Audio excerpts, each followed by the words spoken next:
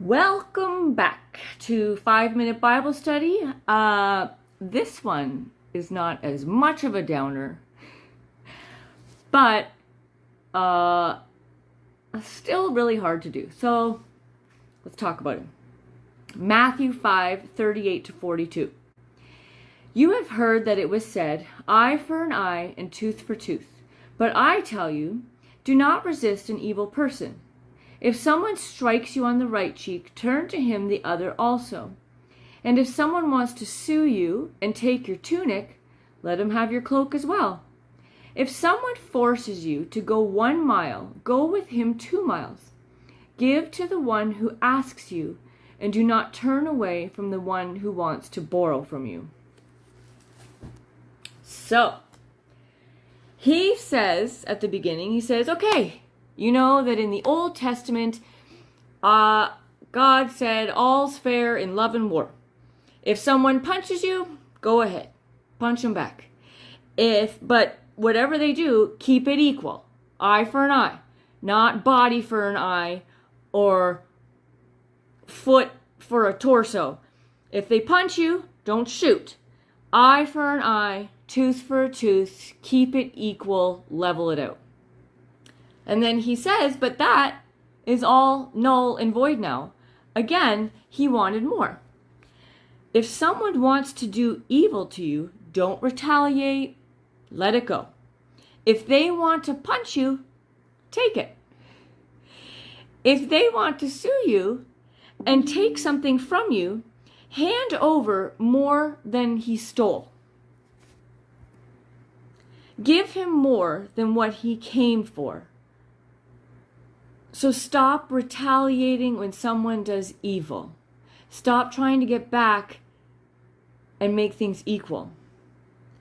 If someone makes you do something for them, do extra.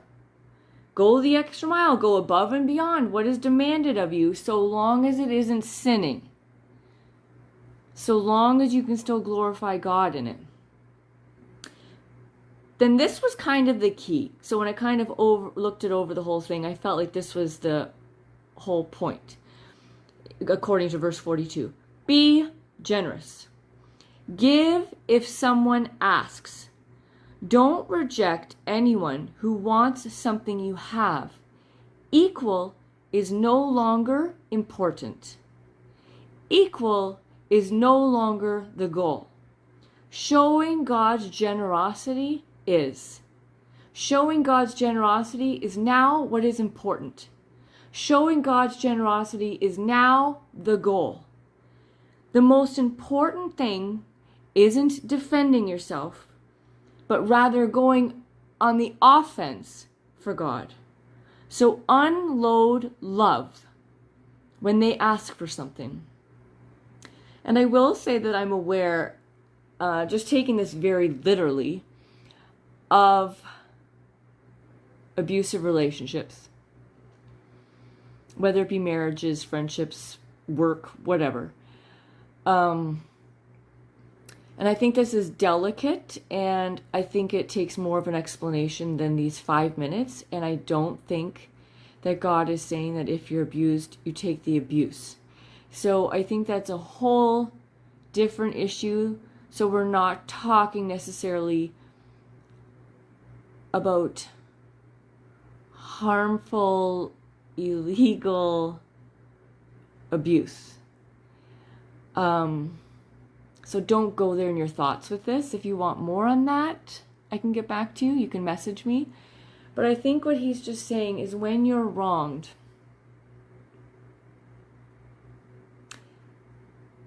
it's not about achieving balance. You have to let that go. Because your fight isn't for balance. How can you show God's generosity in a situation? And there's ways to show God's generosity in a situation by leaving an abusive situation. I've been in my own mental and emotionally abusive relationship that I am no longer in. And there have been ways to show God's generosity in leaving that relationship and how it continues to this day. Generosity looks different in different scenarios. And we can go more into that if you want, but I will leave that today.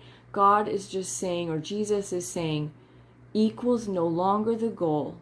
Your goal is now to show how generous God is, which goes beyond how generous any of us are, so that feels like an impossible ask as well.